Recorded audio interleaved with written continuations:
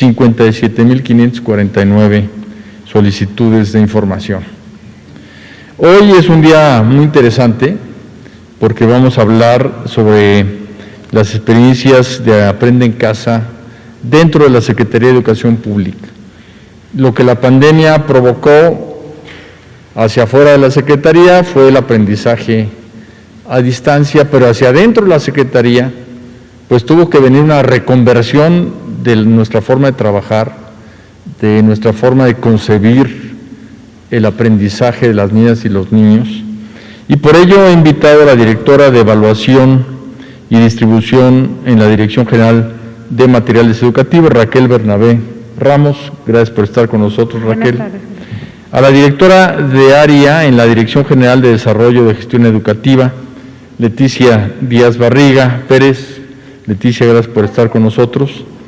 A la subdirectora de Ciencias Sociales en la Dirección General de Desarrollo Curricular, Gina Rosana Ruelas. Muchas gracias, Gina. Y al titular de la Unidad de Asuntos Jurídicos y Transparencia, Enrique Quirós.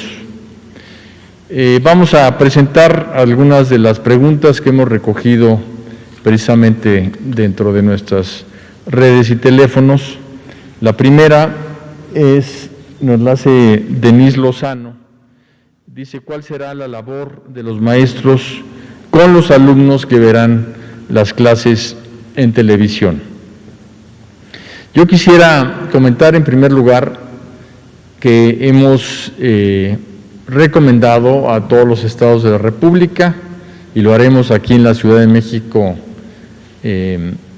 con la unidad de la Ciudad de México que depende de la Secretaría, que las maestras y los maestros pasen de grado junto con los alumnos en todos los grados que se pueda. Esto va a ayudar mucho porque ya los conocen y los docentes sin duda han hecho posible Aprende en Casa, porque lo más importante de Aprende en Casa es que no se rompe el vínculo entre maestra, maestro y alumna y alumno. Su labor consiste sin duda en orientar a los estudiantes para que aprendan a analizar, a discernir sobre lo que están viendo a través de la televisión o a través de las plataformas en línea, a través de la radio o de sus libros de texto, y generar sus propios puntos de vista, y así como que conozcan y comprendan su entorno.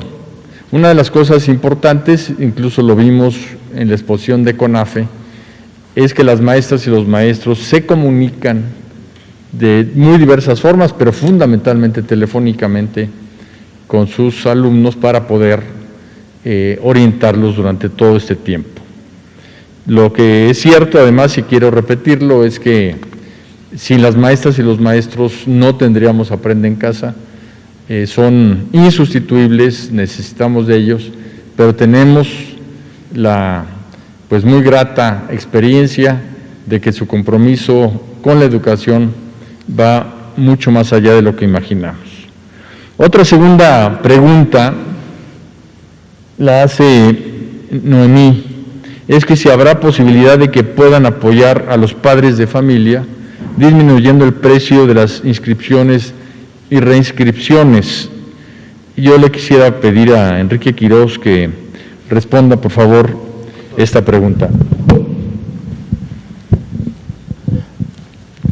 Con todo gusto, señor secretario. Las escuelas particulares con acreditación de validez oficial de estudio, se les invita para que concilien con los padres y madres de familia acerca de los precios y las condiciones de los precios en esta situación en la que nos encontramos y que perjudica a todos, tanto a las escuelas como al personal académico y desde luego a todas las familias. Es una invitación para que concilien siendo solidarios en esta situación.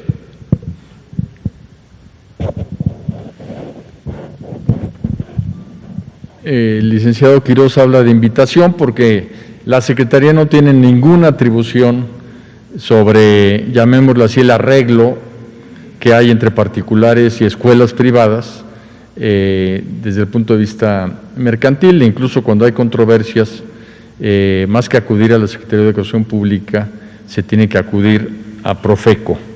Pero antes de que acudan a Profeco, el llamamiento de la Secretaría es que las escuelas vean la situación de padres y madres de familia en la pandemia y que estos también vean la situación de la escuela, porque aunque ya no sea presencial la educación, también necesitan de sus maestras y maestros y necesitan obviamente pagarles. Otra pregunta es que a partir del 24 de agosto, cuando sea el regreso a clases a distancia, si se iniciará con la fase remedial o directamente con los contenidos del programa de acuerdo al grado. Muchas gracias por la pregunta. Es una práctica común que al iniciar un ciclo escolar, las maestras y los maestros pues repasen en un principio el ciclo escolar anterior y detecten y corrijan rezagos, de manera que esto es lo que se va a hacer al regresar, como todos los años se hace, para que en el inicio oficial de las clases pues se inicie con un seguimiento pedagógico que las maestras y los maestros realizan rutinariamente. Obviamente en cada región, en cada estado, las prácticas tienen ciertas modalidades, pero se va a iniciar de acuerdo al ciclo escolar como si este fuera un ciclo regular.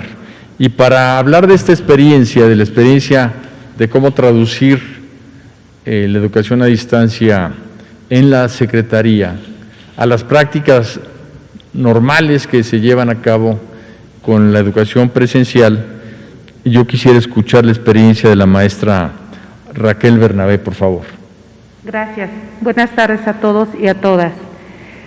Desde que me invitaron a participar en Regreso a Clases Aprende en Casa, asumí con mucho gusto y con mucho entusiasmo esta tarea, justamente porque el poder comunicar tanto a profesores como a estudiantes una manera para acercarlos a experiencias de aprendizaje me motivó y me llenó de mucho gusto. Quiero decirles que en el equipo de trabajo de esta Secretaría estamos profesores que tienen amplia experiencia frente a grupo, pero también experiencia en administración pública. Y es por ello que nos hemos fortalecido al integrar en esta gran experiencia de trabajo a profesores que se encuentran dando clases frente a grupo y nutriendo estas clases con su experiencia, con su conocimiento, están motivados, están gustosos de colaborar y eso nos ha permitido a nosotros, no importando la cantidad de trabajo que hemos tenido, el poder adaptarnos a esta teleenseñanza y brindar lo mejor de nosotros. Saludo con mucho gusto a todos los colegas que han participado en esta gran estrategia Aprende Casa y también invitamos a los jóvenes, a los docentes y a los padres de familia a que se unan por la educación de México. La experiencia de Aprende en Casa nos ha llevado a asumir retos, pero estamos gustosos de colaborar para que todos los niños y todas las niñas mexicanas tengan la oportunidad de continuar con sus experiencias en casa. Muchas gracias. ¿Nos puedes platicar un poquito cómo los maestros influyen en los guiones de televisión? Claro que sí. Hemos creado grupos virtuales en donde convocamos a los profesores, tenemos reuniones a través de las diferentes plataformas y hacemos intercambios con respecto a sus experiencias. Ponemos a consideración aquellas actividades que pensamos que son potentes, maravillosas para construir conocimientos y que además pueden compartirse en los diferentes contextos y en las diferentes características de los niños y de las niñas mexicanas. Los maestros llevan sus propios materiales, nos presentan esas actividades exitosas y estamos robusteciendo esos programas de televisión que estamos construyendo para Aprende en Casa. Muchas gracias, Raquel. Ahora escuchemos la experiencia de la maestra Leticia Díaz. Gracias, señor secretario. Bueno, pues quiero agradecer primero que nada la oportunidad de compartir esta experiencia en representación de la Dirección General de Desarrollo de la Gestión Educativa. Como todos sabemos, la pandemia nos tomó por sorpresa. La primera fase del proyecto Aprende en Casa 1 fue un proyecto innovador que también sorprendió al gobierno, a la sociedad, a los docentes y a los alumnos, lo cual no obstante que para los alumnos el manejo de las nuevas herramientas digitales es parte de su vida diaria, tanto es así que a los alumnos nos calificaban a los adultos como analfabetas digitales. Y para entonces muchas madres y padres o tutores les generó mucha angustia y preocupación en medio de la incertidumbre porque sus hijos no fueran a perder el año. Tuvieron bajo presión que asimilar y comprender lo que estaba pasando en el país y en el mundo. Es así como el sistema educativo nacional tuvo que desarrollar una nueva característica que es la resiliencia, como esa capacidad de recuperarse ante situaciones de emergencia como la que vivimos hoy en día. Y es así como se determinó la suspensión de clases presenciales y el arranque de Aprende en Casa 1. En este proceso a veces parecía que los contenidos perfectibles, como todo lo social, podrían ser demasiado complejos para la comprensión de los educandos, pero era nuestra mirada de adultos la que nos hacía ver ese enfoque. La mirada de los educandos de los niveles de primaria y secundaria, aun cuando no contamos con acceso en todo el país a las nuevas tecnologías, el pulso de los mexicanos, de las nuevas generaciones, pugna por más y mejor conocimiento, pugna por el saber que garantiza la liberación de su potencial espiritual, intelectual, ese empuje de los niños, adolescentes y jóvenes se pudo sentir, y lo que es mejor, sus familias los palparon. Una vez que un educando descubre cómo su espíritu empieza a liberarse con los primeros conocimientos, ya no quiere detenerse. Así creo que fue la histórica experiencia en esta primera fase. Gracias. El reto para este inicio 2021 es un gran desafío, principalmente para la educación básica.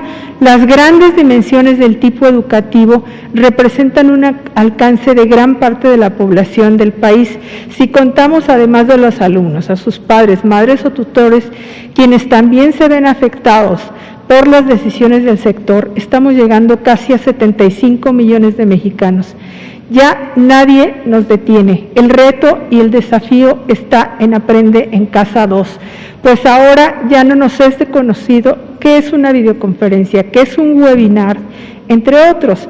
Es por ello que es el momento que como servidores públicos reafirmemos la vocación y los principios de esta importante carrera como servidores públicos. Estamos comprometidos con el bien común y con las finalidades de la función social educativa que tiene a su cargo la Secretaría de Educación Pública.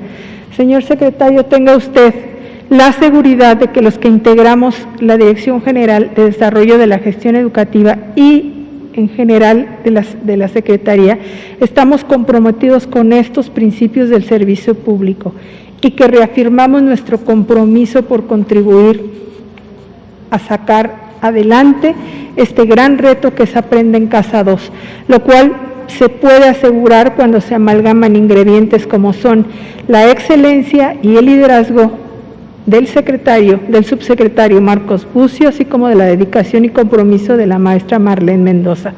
Finalmente, tenga usted la seguridad que las acciones que impulsamos tienen el propósito de no dejar a nadie atrás y no dejar a nadie fuera. Gracias, señor secretario. Muchísimas gracias. Y ahora, por último, escuchemos la experiencia de la maestra Gina Ruelas, por favor. Hola, muy buenas tardes a todos, a todas. Muchas gracias por la invitación. Me gustaría platicarles un poco sobre mi experiencia en Aprende en Casa 1 y las expectativas que tengo para esta nueva etapa, que es regreso a clase, Aprende en Casa 2. Aprende en Casa 1, como ya se dijo, se presentó de manera inesperada para todos. De pronto teníamos enfrente un gran proyecto que era completamente nuevo, en un contexto diferente que no estábamos acostumbrados, lejos de nuestros compañeros, fuera de la oficina, y en lo personal, eso me causó mucha angustia y muchas veces también miedo. Por la rapidez con la que llegó este proyecto en un inicio, sentí que no tenía la claridad y ni siquiera los recursos para llevar a cabo el trabajo. Sin embargo, planteándonos pequeñas metas y con la ayuda de todo el equipo pudimos sacarlo adelante. En ese trayecto tuve grandes experiencias. Por ejemplo, pude trabajar con nuevos compañeros, muchos de los cuales a la fecha no conozco físicamente, nada más vía Zoom, pero que demostraron gran responsabilidad y compromiso, además de compañerismo.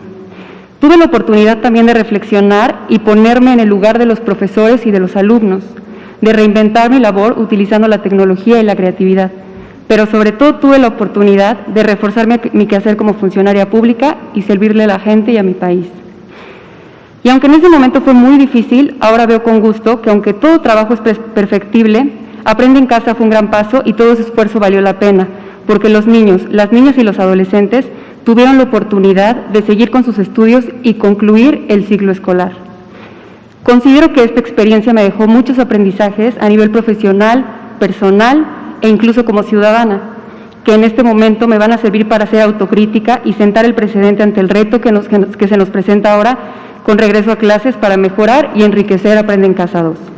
Me motiva el amor que siento por la educación, el gusto que siento por la historia y sobre todo la posibilidad de aportar algo para que, sin importar las circunstancias, todos los niños y las niñas del país tengan la posibilidad de acceder y continuar con su educación. Muchas gracias. Muchas gracias. Pues tenemos 3 testimonios muy humanos de servidoras públicas que están dentro de la Secretaría y que nos han relatado cómo han vivido el esfuerzo que se ha hecho por pues transformar la Secretaría de una Secretaría normativa que tiene responsabilidades del servicio presencial de la educación a una Secretaría que tiene la necesidad de impartir a distancia en todo el país los contenidos educativos para continuar el aprendizaje. Y lo hago porque quiero reconocer a través de ellas a cientos y cientos de servidores públicos que están en la dependencia, que ahora tienen la responsabilidad de hacer 4.550 guiones, 4.550 programas, 4.550 cápsulas que van precisamente a llegar a todas nuestras niñas y niños para que, basadas en los libros de texto gratuito, en los aprendizajes esperados, continúe precisamente la educación en México. Ellos y ellas están trabajando todos los días, jornadas realmente altas, y el día de hoy, a través de su testimonio, quise hacer un homenaje a pues toda esta base de personas que están entregando el corazón por la educación. Muchas gracias y pasamos a la sesión de preguntas y respuestas. Adelante. Secretario, buenas tardes. Héctor García, de Diario Basta y Grupo Cantón. A través de redes sociales se ha difundido información de los usuarios de que las televisoras tendrán todo el control del programa Aprende en Casa 2. Quisiera saber cuál es la postura del secretario y si nos comparte información de la reunión de la CENTE también, por favor. Gracias. Muy bien, esa afirmación es totalmente errónea y me atrevo a estar en contra de lo que afirma, pero yo le pediría, por ejemplo, a Leticia Díaz que nos diera una respuesta de cómo es que se construyen todos los programas que van a salir al aire y quién lo hace.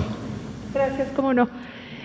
Para empezar, necesito comentarles, aunque todos ya lo saben, que los planes y programas de estudio se elaboran en la Secretaría de Educación Pública. Nadie inventa nada que no sea dentro de esa normatividad, que para eso está nuestra Constitución, está la Ley General de Educación y están los acuerdos secretariales en donde se especifican por materia cuántas horas y qué tipo de aprendizaje se espera por cada niño, bueno, por los niños, por esa materia que van a impartir. Entonces, es prácticamente imposible que cada quien quiera definir o especificar a lo mejor alguna cosa que quisieran en la televisora hacer. Ahí vamos a hacer un curso. No, a ver, perdón, no. Primero están los planes y programas de estudio. Esos se están trabajando muy bien. Así se hicieron el año pasado aún con Aprende en Casa, aunque no parecía, pero sí. Hicieron inclusive cosas lúdicas, pero apegadas al plan y programa de estudio. Entonces, definitivamente no es posible que las televisoras vayan a definir o a decidir qué es lo que quieren para, pues no sé, a lo mejor impulsar alguna idea o que no se puede. No se puede, nuestra normatividad no lo permite, lo cual está muy bien, porque finalmente no es solamente las personas que los maestros que lo imparten, sino quien hace todos esos planes y programas de estudio, quienes son especialistas, son gente muy capaz, y no es por un maestro de geografía no hace lo de historia, por ejemplo, no, son los maestros de geografía, los maestros de historia, los que definen los planes y programas de estudio. Y con esto aseguramos ¿qué es lo que quiere nuestra Secretaría para nuestros niños? Son varias cosas: el impulso a los valores, la ciudadanía, en fin, todo lo que se establece en la Ley General de Educación y en la Constitución. Entonces, por eso en la SEP se cuida muchísimo qué es lo que se va a impartir, y es imposible que nadie meta las manos ahí. ¿Por qué lo hacen las escuelas particulares cuando les dan otro tipo de estudios? Porque son aparte. Pero lo primero que se tiene que cumplir son los planes y programas de estudio establecidos en la norma. Muchas gracias, Leticia. En pocas palabras, la Secretaría define y es responsable de todos y cada uno de los contenidos, y los medios, llámese televisión, llámese internet, llámese radio, pues solamente transmiten. Siguiente. ¿Perdón?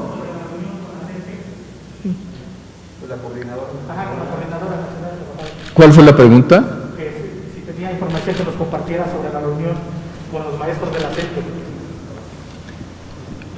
Hoy en la mañana hubo una reunión con el grupo de normalistas de la sección 18 de Michoacán, que están aquí en la plancha del Zócalo, y las pláticas van por buen camino.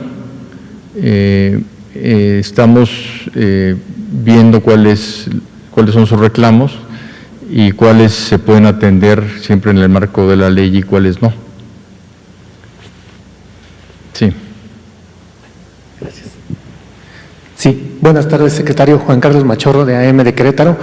Secretario, nos llegó a redes sociales una denuncia de la comunidad de Salazar, la secundaria Enrique Sánchez, que se ubica en el estado de Durango. Le hacen una petición que si usted puede ayudarlos, porque tienen una muy mala infraestructura, no tienen caminos de acceso, todavía tienen aulas con cartón y láminas.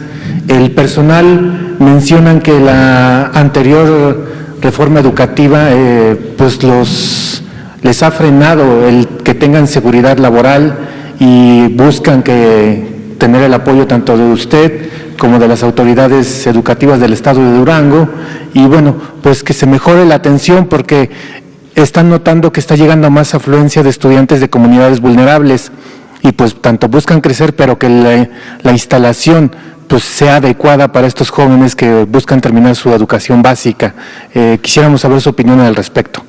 Bueno, el señor presidente Andrés Manuel López Obrador construyó el programa de La Escuela es Nuestra, en donde se le está dando recursos de manera directa a las escuelas para que puedan mejorar su infraestructura o el mantenimiento de las mismas. Ya hemos abarcado 50,000 escuelas y estamos empezando por las más pobres, las de alta y muy alta marginación. Por las características de esta escuela que menciona, es probable que se pueda incluir dentro de este programa. Solamente le pediría que nos diera todos los datos para hablar a Durango y ver la posibilidad de que esto suceda. Hemos concluido por el día de hoy, pero el día de mañana nos vemos aquí a las 5 de la tarde. Muchísimas gracias. Muy buenas noches, con permiso.